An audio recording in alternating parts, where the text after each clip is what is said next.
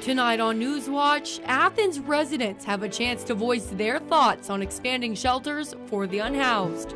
Plus, millions of Americans took to the streets this weekend for another No Kings protest. And in sports, Ohio football got back in the win column Saturday with a win over Northern Illinois. Newswatch starts right now.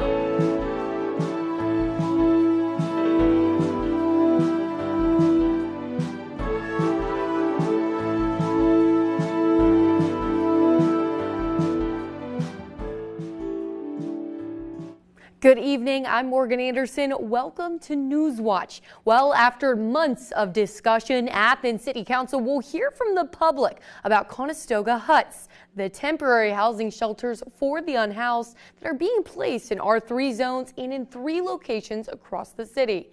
Reporter Charlie Ehlenfeld has the story. Charlie. Thanks, Morgan. The Conestoga Huts will receive their first reading tonight after coming to the Planning Commission back in June, alongside the public hearing. Previous committee meetings have sparked support and backlash. At the first committee meeting for the Huts, several Athens residents stood up to speak in favor of the Huts, including the executive director of the Gathering Place, Ginger Schmallenberg, the executive director of the organization operating the Huts. However, at the last session of Athens City Council, Jack Stauffer, a member of the community, said he had concerns about the security issues presented by the Huts. Despite his concerns, Councilmember Solveig Spjeldenes reiterated her support for the Huts. Spjeldenes went on to reiterate the fact that there is strong public support from nearby neighbors and that the unhoused are more likely to be victims than perpetrators of the crimes. Further, Athens City Council will be advancing those 2 ordinances you previously mentioned, the one that would allow for these to be constructed in R3 zones and another that would put them in 3 specific locations, one on 5, 1 and 7 Congress Street. Reporting live in Athens, I'm Charlie Ehlenfeld. Thanks, Charlie. To keep up with the latest updates on Athens City Council, check out the WOUB website at woub.org. Over 7 million Americans took to the streets for the second round of No Kings rallies this weekend. They gathered in cities around the country to nonviolently protest and oppose policies and actions taken by the Trump administration. The primary theme of the marches focused on accusing President Donald Trump of behaving more like a monarch than an elected official. President Trump spoke against the protests and denies the claims that he's a king. The demonstrations were very small, very ineffective, and the people were whacked out. When you look at those people, those are not representative of the people of our country. In Ohio, thousands gathered in communities across the state. The largest was at the State House in Columbus, where over 10,000 people gathered. Athens saw 1,000 people at their protest on East State Street. Well, we're certainly feeling some fall weather outside. I personally want to know if it's because of the rain on Sunday, so let's head on over to the Weather Center with forecaster Lexi Balpolzi. Lexi, did that rain have anything to do with the cooler temps we're feeling now? Because Saturday was pretty hot. Yeah, Morgan, Saturday hit about 81 degrees, and today we barely broke into the mid-60s. Now, we did have a cold front come through yesterday, which caused all of that rain and that nasty weather that we had. We did have a wind gust of about 21 miles per hour, so we get a little gusty as well. But currently here, it is 61 degrees with hazy skies, and our winds are starting to shift more to the west as we have another system coming on in with winds west-southwest at 8 miles per hour. Now today we had beautiful sunny skies, beautiful fall temperatures. It was an absolutely gorgeous day. Now that is because we do have some high pressure dominating our area after that cold front exited out of our region. Now this is not going to be the typical pattern that we've been seeing of a rainy day and then we're sitting with sunny skies and dry conditions and high pressure for another 2 weeks. No, we're going to see another system start making its way into our area tomorrow as it's crossing the Midwest right now, but we'll get more into that later on in the show. Excuse me. Today we did have sunny skies with a high of 64, and tonight we can have a low of 44, and we can expect that to stick around with mostly clear skies and our sunrise at 7:43 a.m. Thanks, Lexi. An Amazon Web Services outage caused many popular websites to be out of service today. Banks, airlines, delivery apps, and more were impacted for several hours before the problem was thought to be fixed. However, other issues have persisted throughout the day, as you may have noticed. Michael Yoshida has the details on what outages like this can do in the digital age. An internet outage impacting millions of users across the world. We've designed everything to work with this constant connectivity. And when you pull that big plug, everything basically becomes dumb. The all-important plug that was pulled Monday, Amazon Web Services, or AWS. The internet-based cloud service hosts many of the world's most used online services, connecting businesses to people using their apps and online platforms. AWS sits in the middle of everything. It is, all of these companies, they all have offloaded their web services, their cloud-based services to AWS, which is great because it's more affordable. It's also more scalable than they could do on their own. So that sounds great, except when it fails. Monday, banking apps like Venmo, online video games, including Fortnite, social media platforms such as Snapchat, along with Amazon-linked smart devices and homes all affected. Disney Plus and Hulu reported outages too, while Delta and United Airlines were also impacted. In 2024, AWS accounted for 37% of the global cloud market share, according to market research firm Gartner. Part of the problem is the more consolidation we have and the fewer sort of competing web services we have, the more of a problem this is going to be. When you can have something that's seemingly so small or so localized, have such a cascading and global impact. In Washington, Michael Yoshida. President Donald Trump says the Gaza ceasefire is holding, despite dozens of fatalities during fighting yesterday. Analysts say that violence shows the truce between Israel and Hamas is fragile. They say getting to phase 2 of Trump's Gaza plan won't be possible if the ceasefire in phase 1 doesn't hold. Amy Kiley reports. Want to go and check on how things are going. Vice President J.D. Vance says an administration official likely will head to Israel soon. That's after violence between Hamas and Israel in Gaza yesterday. This ceasefire is basically a bit tenuous. 2 Israeli soldiers are among the dead. Gaza hospitals say more than 40 people died in subsequent airstrikes. There are going to be fits and starts. Hamas is going to fire on Israel. Israel's going to have to respond. Vance says the region needs peacekeepers, and several nations are willing to help. The only problem is those countries don't want to go in when the Israelis are still fighting in the area. Sources familiar with the plans for a U.S. delegation say 2 officials who helped broker the ceasefire deal might be involved. Their special envoy to the Middle East, Steve Witkoff, and Trump's son-in-law, Jared Kushner. Hamas right now is doing exactly what you would expect a terrorist organization to do, which is to try to reconstitute and take back their positions. The success or failure of this will be if Israel and this international mechanism is able to create a viable alternative. A senior Israeli official says Gaza humanitarian aid shipments are continuing today after a pause yesterday. If Israel doesn't want to continue to punish the actual Palestinian civilians that they say are being held hostage by Hamas too, then you would not really make aid as a weapon. I'm Amy Kiley reporting. Coming up, the Louvre remains closed as investigations continue into yesterday's heist.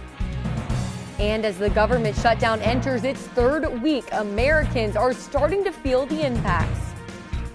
And we've seen some beautiful fall-like weather today, but will we get colder, warmer? What's going on? We'll find out more when Newswatch returns.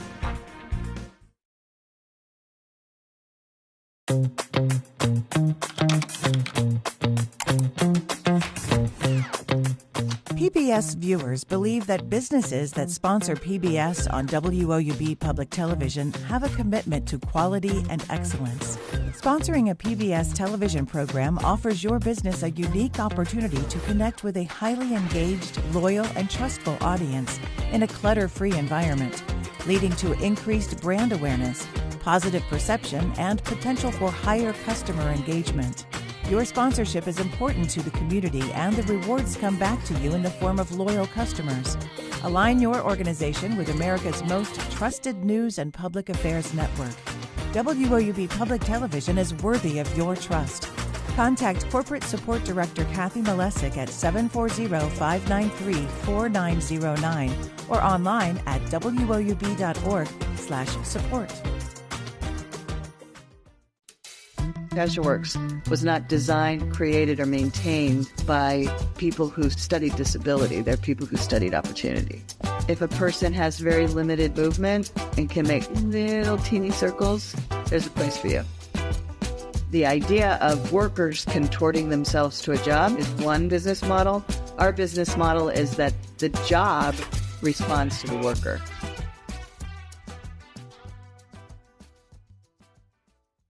WOUB is recognizing members of our Cornerstone Society. The Cornerstone Society is a group that wants to ensure the future of public media in our region. It includes people across our area who value news, entertainment, and cultural programming, as well as the educational services WOUB provides. Also included are graduates of Ohio University who took part in the WOUB Student Professional Development Program. Thanks to the Cornerstone Society for their generous support. To learn how you can be involved, email woub@woub.org.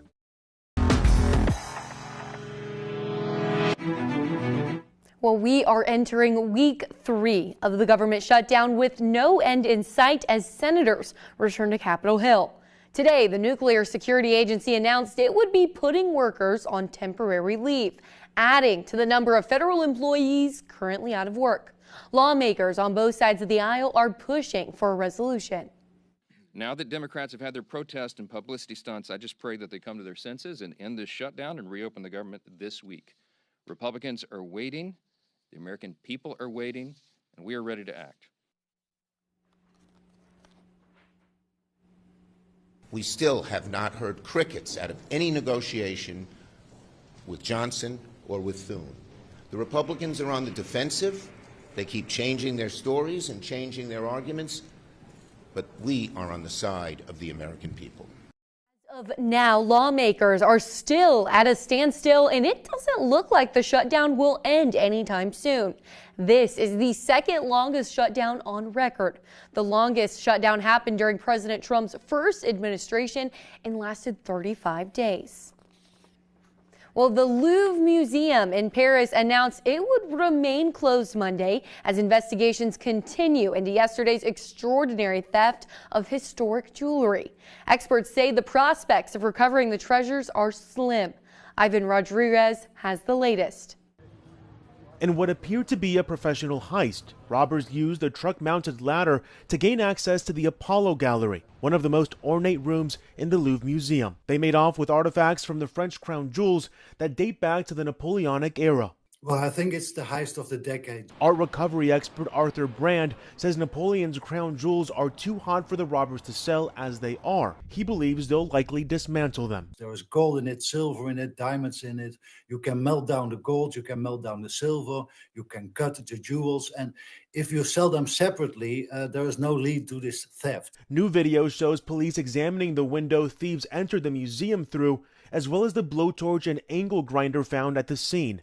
Among the items taken was a diamond and sapphire jewelry set, including a tiara and necklace. Experts say that the chances of recovering the jewels get smaller and smaller as more time passes. I think that the moral of the French people are going to be totally broken by this new episode from a very, very bad Netflix film. The robbery took only 7 minutes, with the suspects fleeing on motorcycles, according to officials. They should have security much better than this. People shouldn't be able to just drive up with a vehicle and, climb into a window. One of the most high-profile robberies at the Louvre was Leonardo da Vinci's Mona Lisa, which was stolen off the museum's wall in August of 1911. I'm Ivan Rodriguez reporting. Well, as we heard earlier, okay, Lexi, you told us we had that cold front coming through, definitely bringing down the temps. Are we going to see another one? Because I'm a planner and I need to know. So for the rest of this week, do I need the rain jacket? Do I need the sweater? Do I need neither of those? Do I need the Birkenstocks back out? I'm feeling confused on what I need to be wearing. I know last couple weeks we've had like a change. Like 2 weeks ago we had like, oh, need the AC on last week. Right. Let's open the windows. This week might be heat. So we can get back to that in a second. Currently it's 61 degrees with hazy skies and our winds from the west-southwest at about 8 miles per hour. Absolutely beautiful day today. We're continuing that trend as we go into our night tonight with those clearer skies. Now, we had some rain last night, obviously from that cold front, and today we've had absolutely not really a cloud in the sky. We've had some higher clouds, but other than that, nothing. That is because some high pressure is taking control right now as we have that exiting cold front from yesterday. But like I said earlier, we are going to have a little bit more of another system coming through, and that's the one right here in the Midwest. Now today we did have sunny skies with a high of 64, and tonight we can expect that low of 44. Low 44 once again with those mostly clear skies, and tomorrow sunrise at 7:43 a.m. Now tomorrow, when it comes to our temperatures, we're not going to really think that there's a cold front coming through. We have a high of 66. You're going to think we're more on that warming trend that we have been in the last few weeks, but we got that 50% chance of showers due to that frontal system making its way into our area tomorrow and into Wednesday as well, with the low of 41 for tomorrow night. Now, that cold front coming through, by tomorrow it's going to start making its way into our area and stretch out by tomorrow evening and tomorrow night, but we can still expect those rain showers to stick around tomorrow and tomorrow night as well. They're not going to be as widespread as on Sunday, but we are expected to see those scattered showers, as we can see here. And on Wednesday, we can expect them to possibly start moving out of our area. We may see a couple showers in the morning as we start seeing everything start to exit, but other than that, it's going to open us up for a beautiful continuation of our work week. Now, a thing that I do want to highlight on is Wednesday night and Thursday night. We're going to be in the upper 30s and low 30s. That is real cold. Now, we did have a few days last week where we were in the 30s, so I'm going to continue saying we're going to see some frosting conditions Wednesday night and Thursday night, more so Thursday than Wednesday. We're going to be a little bit warmer. So if you are that kind of person that likes to play around a golf before your shift at work, you may want to rethink that Friday morning tea time, as there is going to be a very big possibility of some frost on the ground. Now, Wednesday, Thursday, we can see we're going to be experiencing the effects of that cold front with a high in the upper 50s. We're going to see those clouds as it starts to move out of our area. But Friday, we're going to start warming up a little bit, and you're going to think again, oh, we're going to start seeing more sunny skies. No. This weekend is expected to be pretty rainy for the most part. Now, it's kind of going to be isolated and scattered, but if you're going to the Halloween block party, you may want to bring a rain jacket just in case. And you're just going to want to bring a jacket in general, because I don't think anyone's going to want to be outside in 59 degrees for a block party. Thanks, Lexi. 1 in 3 U.S. adults do not get the recommended amount of sleep each night, and there may be an unexpected way to improve the length and quality of your sleep. Mandy Gaither has more. It's a basic human need. Sleep helps restore the body, and not getting enough good quality sleep can actually make you sick.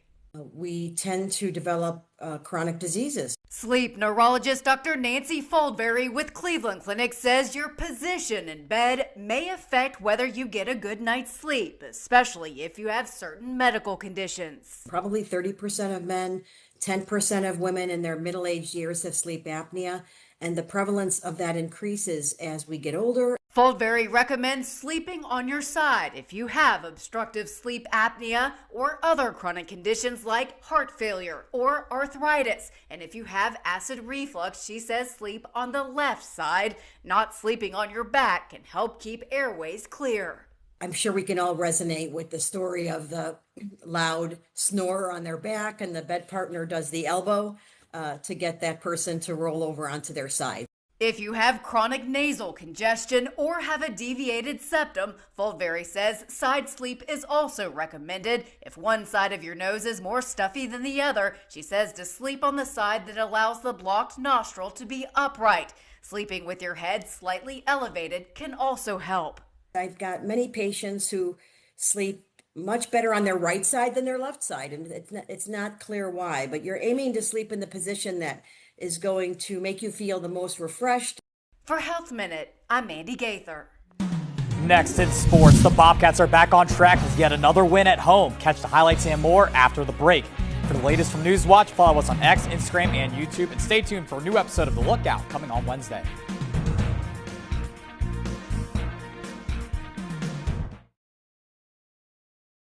Every modern constitution has explicit gender equality protections except the United States.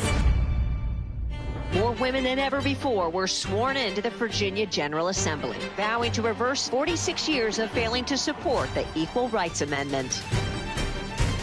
This is a vote of a lifetime. The question is, what side of history do you want to fall on? Tonight at 10 on WOUB. Robert F. Kennedy Jr. faced bipartisan backlash turmoil rocking the CDC. His goal will be to make America healthy again. Senator Kennedy has been shot. This is an inescapable trauma.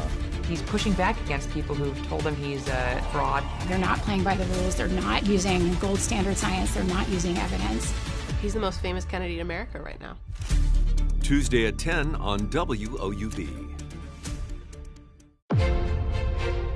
The Electron Solar Farm. Pentagon with executive orders. Good evening. I'm Jeff Bennett. And I'm Amna Nawaz. I'm Margaret Hoover. I'm Christiana Manpour in London. Bring us up to speed there. Israel is vowing serious consequences.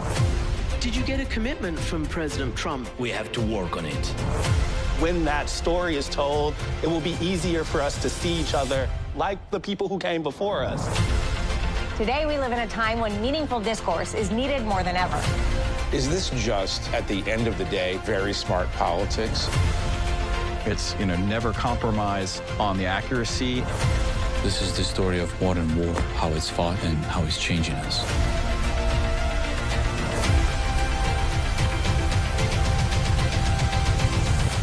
If this is the way we're going to start breaking the ice, then let's do it.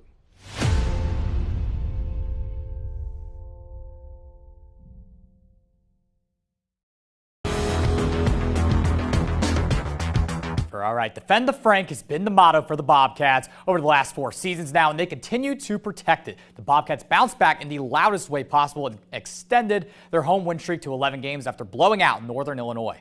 A lot of stuff going on at Peden Saturday with homecoming and senior day. Ohio got off to a hot start. Here's Parker Navarro keeping the ball and taking it in himself. Bobcats led 14-0 after 1. They kept it going, too. Early second quarter, here's C.A. Bangura punching it in to go up 21-zip. He had a career day on Saturday. More on that in a sec. Fast forward to the fourth quarter. Ohio's up big, and here's Bangura again. Not 1, not 2, but 3 touchdowns on the day for the senior. NIU tried to make a comeback late. A touchdown here would have cut it to 2 scores, but the Huskies can't take care of the football. Jalen Thompson with the heads-up play to put the game away and win it 48-21. Back to Bangura, though. That's now 10 touchdowns in his career on homecoming. Brian Smith has an idea on how to keep those up, get those numbers up every game.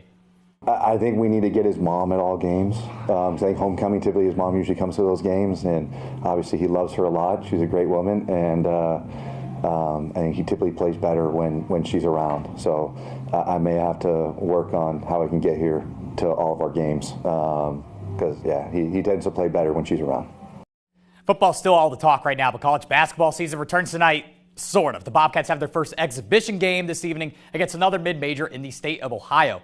Jeff Bull's group this year has a new dynamic. You've got the star senior guard Jackson Pavletsky, big-time transfers like senior forward Javen Simmons, and then 4-year contributor Aiden Hadaway after a disappointing 2025 season. It's all eyes forward to 2026. 30 years of coaching, I've never been through something like that. We had some big wins late, Miami here, Akron here, obviously lost to Kent, the close one. But, you could always look back and do the shoulda, coulda, woulda, what would have happened. When we had our whole roster, we were, I think, 4-0, starting the league play. But I think it's a new year. The biggest thing is staying healthy.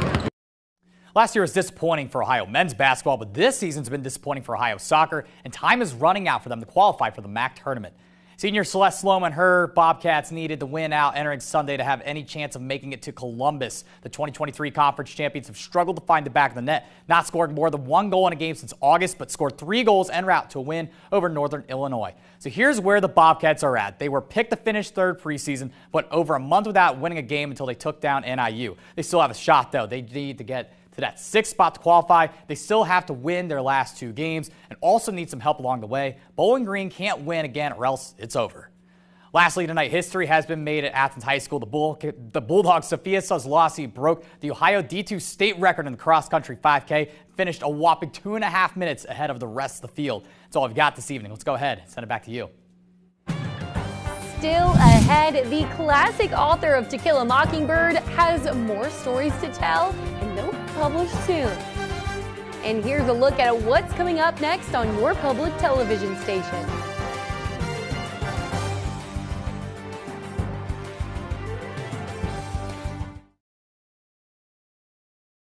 By 1919, Chicago was probably considered the center of baseball. You've got a team that's called the White Sox, fixing World Series games and defiling the entire sport. Do I deserve this money enough to betray my city, my teammates, and the sport of baseball? Well, for these 8 players, the answer was a resounding yes. The Black Sox Scandal on American Stories. Friday at 10 on WOUB. It's time to go to work. It's the defining event of our history. This is the story of modern war and how it's changing us. We've opened the secrets of the universe. We can do remarkable things together. We have never wasted our time together. Be not afraid of greatness! Mission accomplished. Miss Austen. Miss Scarlett. Miss Austen was sister to the great lady novelist Jane Austen. What's she doing here? My name's... I know exactly who you are. The lady detective. Miss Scarlett, isn't it? Miss Austen. Miss Scarlett! Miss Austen. Miss Scarlett. Come along.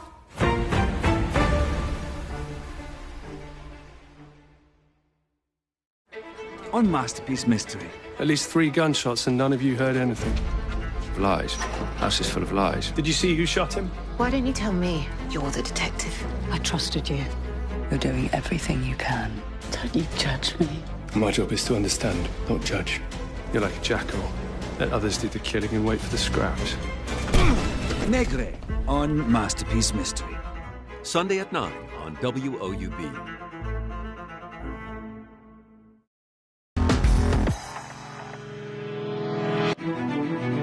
More material from author Harper Lee will be published soon.